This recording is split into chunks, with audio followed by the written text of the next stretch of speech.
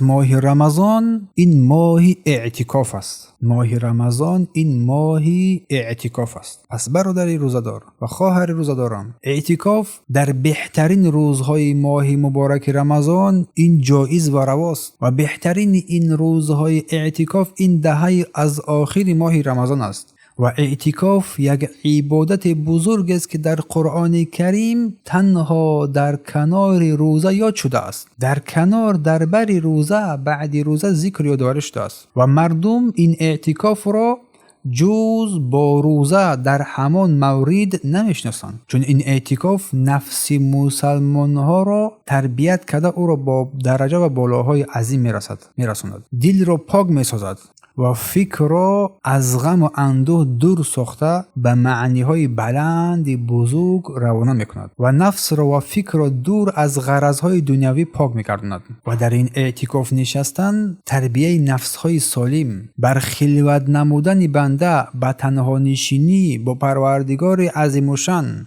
و مناجات با او سبحانه و تعالی و در اندیشیدن به عظمت او، به ملک او، به تفکر در قدرت او سبحانه و تعالی. و در روایت های صحیح ثابت شده است که رسول الله صلی الله علیه و سلم از ماه رمضان 10 ماه آخر را اعتکاف می نشستند تا به شب قدر هم برسند و وقت آن سال فرار است که او رسول الله صلی الله علیه و سلم این دنیا را پدرود گفتند وفات کردند. 20 روز اعتکاف نشستند و جبرائیل علیه السلام هر سال قرآن کریم را برای او تکرار میکرد. پس اعتکاف ای برادر من سنت است که مسلمان هرگاه بخواهد خود را برای آن وادار میکند با مقصد نزدیک شدن با پروردگار عظیم الشأن است و این در ماه رمضان تأکید می شود، مخصوصا در دهه آخر از ماه رمضان. و این اعتکاف یک تربیه نفس مسلمان و روح او با آرام گرفتن دل و خلوت با پروردگار عظیم الشأن و دور شدن از مردم، مشغول شدن به عبادت الله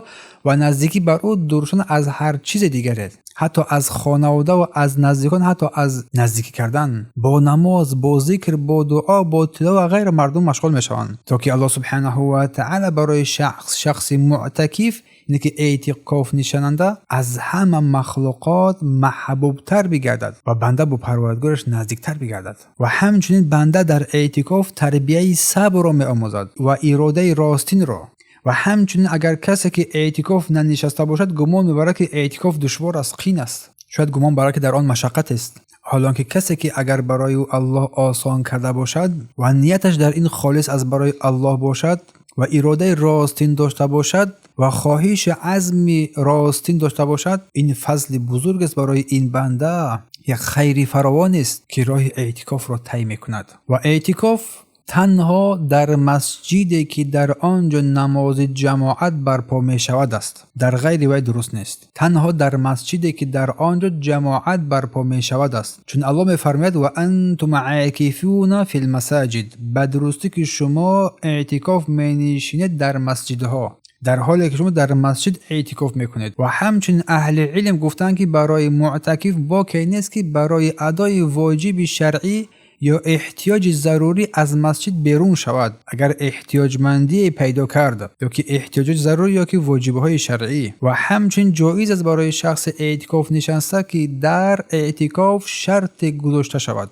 آنچه که برای بندگان الله سبکی باشد و اجرای عبادت را آسان نماید. پس ای شخص روزدار، آیا برای احیای این سنت، زنده گرداندن این سنت مصطفی صلی الله علیه و سلم فکر کرده ای؟ شتاب میکنی؟ آیا به خود این امکانیت را میدهی؟ اگر توان داشته باشی، حداقل مدت کوتاه هم باشد با پروردگار خلوت کنید. مدت کوتاه هم باشد با پروردگار خلوت کنید و با او سخن بگویید، صحبت کنید تا خود را با او سبحانه و تعالی نگاه دارید و خود را پاک گردانید، تا روحیه خود را، قلب خود را روشن سازید، تا در این ماه کریم بر خیر و برکت برسید. پروردگار ما را از جمله و زمره کسانی قرار دهد که سخن را میشنوند و بهترین آن پیروی می‌نمایند. و صلوات و درود سلام به پایان بر محمد صلی الله علیه و سلم و آل و اصحابش باد.